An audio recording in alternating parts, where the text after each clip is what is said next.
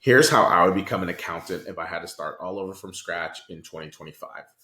And I'm going to preface this by saying that there is no shortcut, and there's typically two paths that you can take. One path is going to be lower pay, but it's going to be a quick and easy path. And then the second is going to be a longer term plan, and it's going to give you the best results in terms of earning potential in your career. I'm going to talk about both today. And the first step that I would think about if I'm becoming an accountant all over again is going to be the difference in roles. I'm going to put the different types of roles into two buckets. One bucket's going to be I want to make as much money in my career as I can.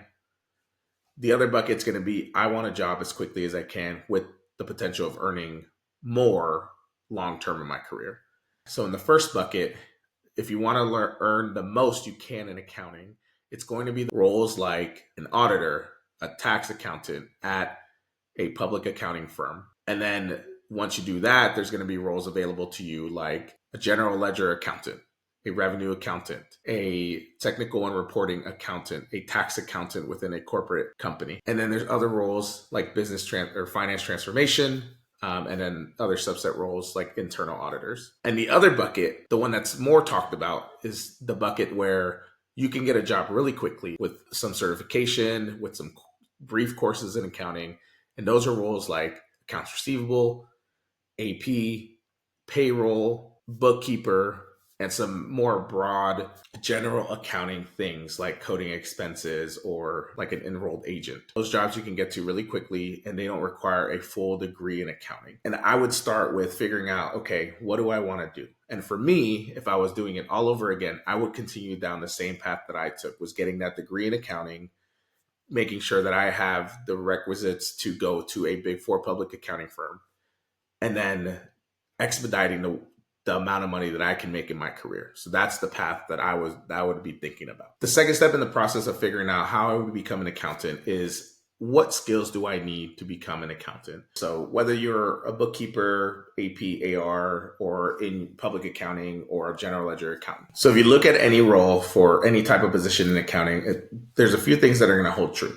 There's going to be some level of basic accounting that you need. So journal entries, understanding revenue recognition, for example, or just understanding the process of invoicing or paying bills from an accounting perspective. Things like chart of accounts. And that's going to be basic knowledge that you'll probably need in any accounting function. So you will need some sort of education for that. The second thing that's going to be on there is going to be things like Excel. Excel is probably used by 90% of accountants out there. And that's one thing that I will always point out as something that you need to be not great at, but good at.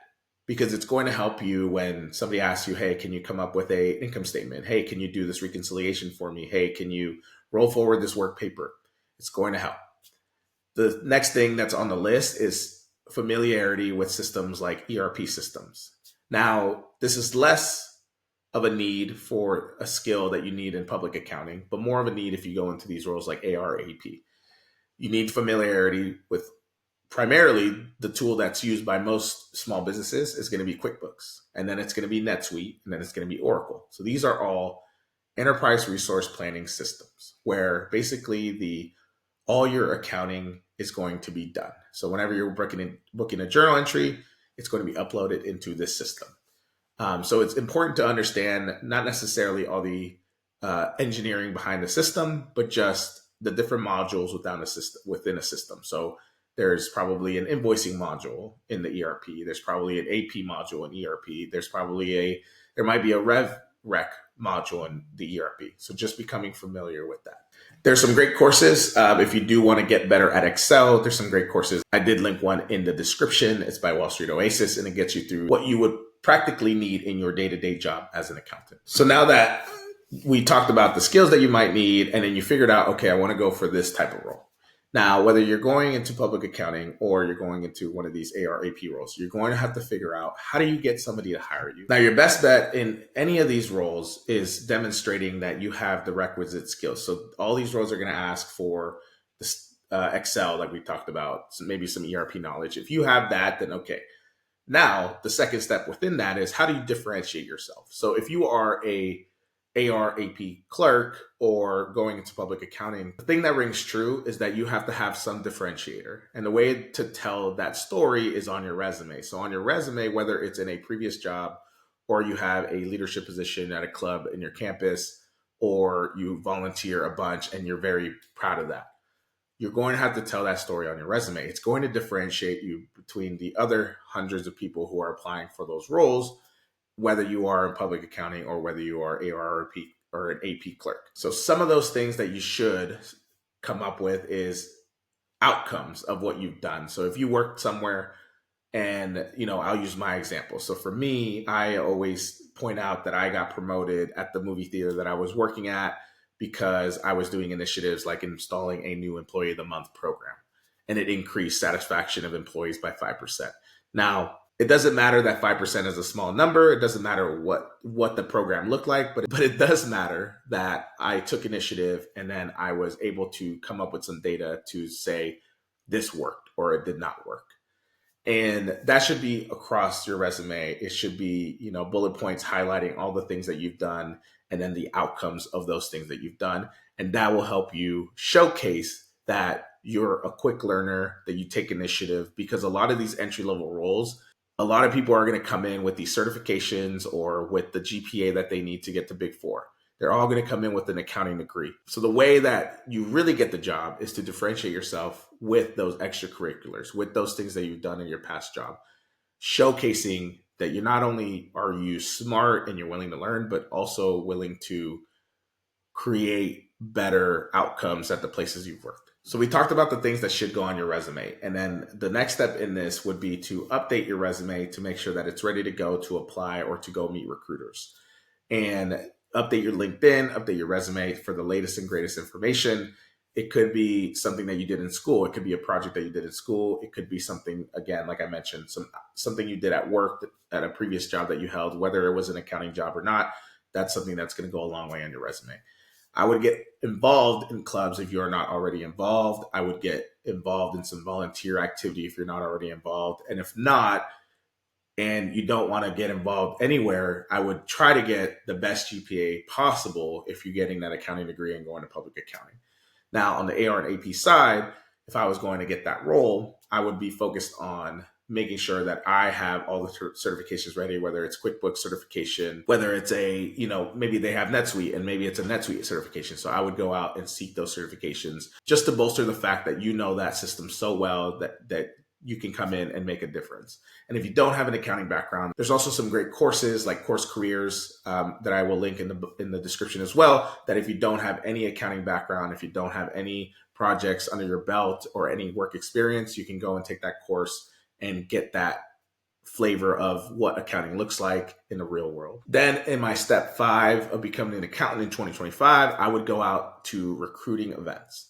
So this is going to be true for both types of roles. More so for the public accounting route, there's going to be meet the firm events. So I would go out, look at your accounting society first. So if you are at a college, look at the accounting society at your campus. See what events are coming up, whether it's a mock interview, whether it's a speed dating event, whether it's somebody presenting from one of the Big Four firms. Go to those events. After the presentation, after the mock interviews, go and meet the person that's conducting the mock interview or conducting the presentation. Go and meet them, shake their hand, get their info so that you can follow up quickly with a resume. So for example, for me, the way that I got my job at Deloitte, somebody came and gave a presentation at my school. After the presentation was done, I went and, it was an alumni. So he talked about the baseball team and how they were doing. I got his information. The next day I followed up saying, thank you for coming out, do the presentation. Here's my resume.